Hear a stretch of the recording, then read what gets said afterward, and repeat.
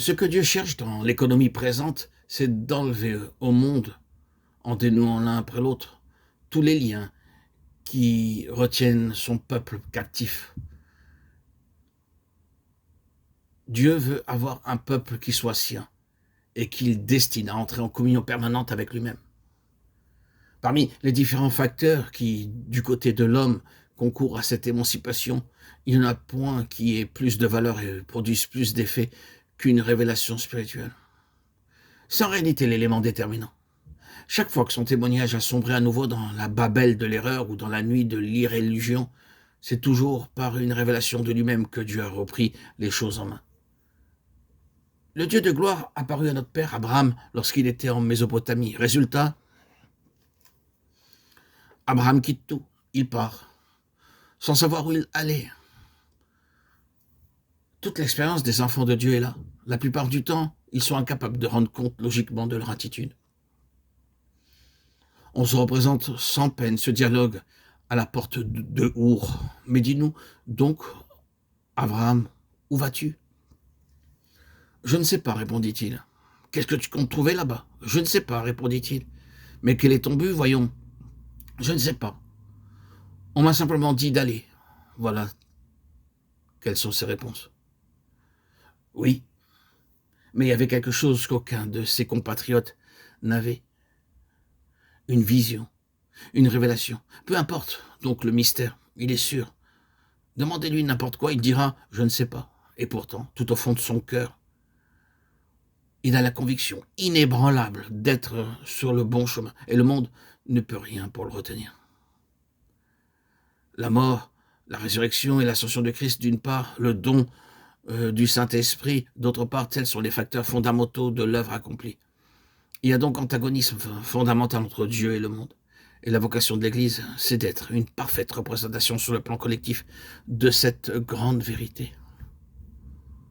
J'ai à cœur, juste pour terminer cet audio,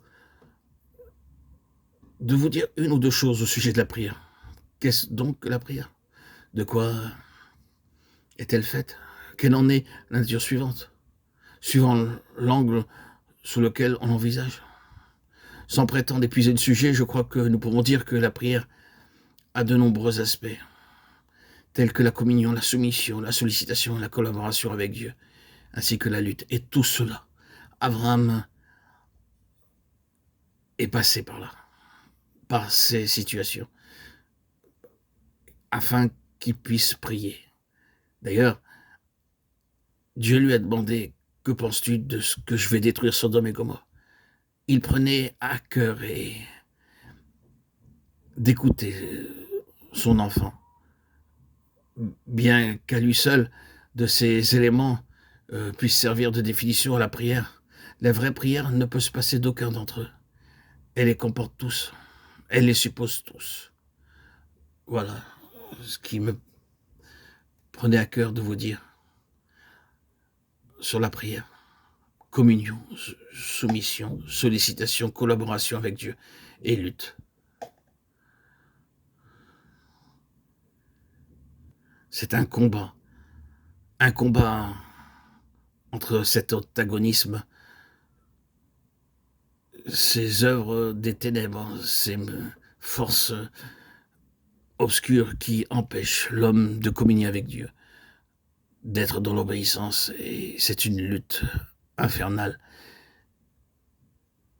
pour pouvoir arriver à prier, faire sortir de ses lèvres les mots si nécessaires pour obtenir la libération. Il nous faut tous, frères et sœurs, apprendre à prier et rester fidèles à la prière. C'est la clé, la base, le socle. J'en témoigne, moi Arnaud, qui ai toujours eu des difficultés, qui suis un peu bègue et qui ai souffert beaucoup de ce retranchement, de cette solitude intérieure pendant de nombreuses années à cause de ma bipolarité. Et dans cette solitude, prier m'a toujours paru très difficile. Une fois que le combat est gagné, ce que j'estime pour ma part, sans en prendre, ni enfler d'orgueil, ni en prendre fierté, aucune fierté pour la prière, si ce n'est que quand on rentre en prière, on s'investit dans la prière. On est obligatoirement pour cela, c'est une marque qu'on est en communion avec l'Esprit, on est dans la contrition, on est dans la soumission, on est dans l'obéissance. Car la prière qui sort de nos bouches est une prière qui ne peut être que humble. L'Esprit Saint agit d'ailleurs sur chacun d'entre nous dans la prière pour pouvoir entrer en communion avec le Christ. Souvent, en particulier dans l'église évangélique Patmos, j'ai eu de nombreuses difficultés à parler en public, à exposer mes soucis, comme beaucoup le font, ou à remercier Dieu, ou à être dans l'adoration. Le meilleur moyen pour moi de prier et être dans sa chambre comme je le suis maintenant, dans cette chambre où j'ai publié plus de 100 000 audios, où je mange, je dors, je vis, je publie ces vidéos, et où je suis en communion permanente avec le Christ, avec le Seigneur. Je sais que c'est un endroit particulier qu'il faut, pour chacun d'entre nous, choisir, car c'est là, dans cet endroit bien précis, et toujours le même, qu'on peut rencontrer Dieu. On peut trouver un lien fort pour pouvoir prier avec facilité. Toujours se retrouver dans le même endroit. Moi, en particulier la nuit, à Khatsot, c'est en moitié de nuit, je prie à Dieu. Et c'est si facile, puisque c'est cet endroit-là où je prie, qui est ma chambre, où je me lève, je me couche, je m'endors et je travaille pratiquement 24 heures sur 24 pour la publication de ces audios, où cette chambre est chargée en énergie, en force, qui fait que le terrain est nettoyé de toutes ces forces antagonistes, toutes ces forces qui t'empêchent de parler.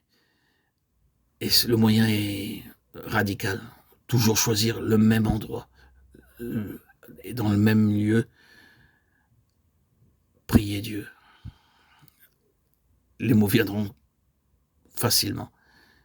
Ça a été difficile, mais on peut dire que l'endroit où j'ai pris toutes mes habitudes, l'endroit où je m'éjourne, est devenu l'endroit, pour moi, le plus apte à prier, par cette intimité et cette place où Dieu a pris pratiquement tout l'espace. Gloire à Dieu. Je rends grâce à Dieu. C'est un mystère, c'est une merveille, mais c'est le résultat de toutes ces années dans cet endroit, passé à communier, à publier et à prier, qui ont fait de cet endroit un endroit chaleureux où les paroles me viennent et je peux non seulement publier des textes qui sont les miens, mais plus que cela, entrer en communion, à mon avis, réelle et non imaginaire avec notre Seigneur Jésus. Gloire à Dieu. Gloire à Dieu.